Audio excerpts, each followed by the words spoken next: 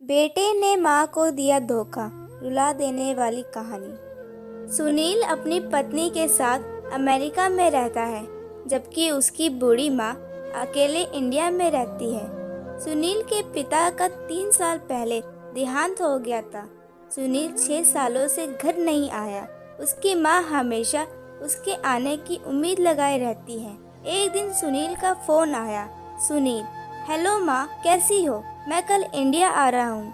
माँ: क्या सच? मैं ठीक हूँ। बहू और बच्चे भी आ रहे हैं ना? पोता पोती देखने का बड़ा मन था। माँ की आंखों में जैसे एक नई चमक आ गई थी। सुनील: नहीं माँ, अभी तो सिर्फ मैं आ रहा हूँ। अब हम सभी अमेरिका में रहेंगे। मैं तुम्हें लेने आ रहा हूँ। अब हम साथ रहेंगे। तुम जितना चाहे अपने पोता पोती को खिला लेना। अच्छा माँ, फोन रखता हूँ। 5 दिन के बाद मेरी इंडिया की फ्लाइट है।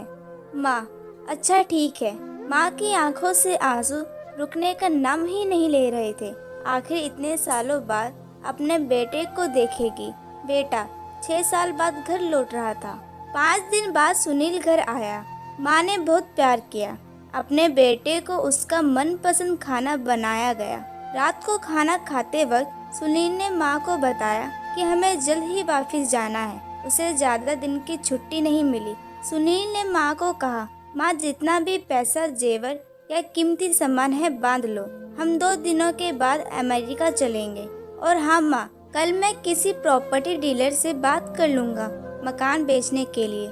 माँ: बेटा मकान क्यों बेचना है? ये तुम्हारे पापा ने बहुत प्यार से बनवाया था। यहीं पर तुम्हारा बचपन बीता है। बहुत यादें हैं इस मकान से। सुनील: माँ जब हम सब अमेरिका चले जाएंगे तो मकान का क्या करोगे? इसका ख्याल कौन रखेगा? ये तो बेचना ही पड़ेगा।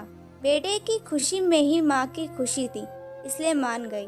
बेटे ने मकान अच्छी कीमत पर बेच दिया और अब सब कीमती सामान लेकर 2 दिन बाद अमेरिका जाने के लिए माँ बेटा एयरपोर्ट पहुँच गए।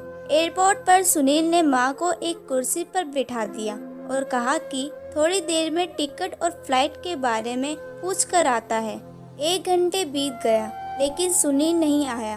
तभी एक एयरपोर्ट के कर्मचारी ने बूढ़ी माँ को बैठे देखा तो पूछा, माँ जी, आप किसी से मिलने आई हैं? माँ: नहीं, मेरा बेटा अंदर टिकट और फ्लाइट के बारे में पूछने गया है। उसका इंतजार कर रही हूँ।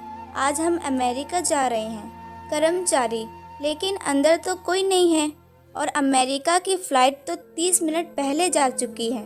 कर्मचारी ने बेटे का नाम और पता पूछा और अंदर कुछ पूछताछ के बाद बाहर आकर माँ को बताया कि उनका बेटा तो जा चुका है और कहा कि अब आप घर चले जाइए। इतना सुनते ही माँ की आंखों से आंसू बहने लगे। किसी तरह माँ अपने बेचे हुए घर के पते पर पहुंची और रात को वहीं सो गई। जिस नए मालिक को वो घर बेचा था, सुबह वो आया और बूढ़ी माँ ने रोते हुए उसे अपना दुखड़ा सुनाया। मकान मालिक का दिल फिसल गया और उसने बूढ़ी माँ को एक कमरा किराए पर दे दिया।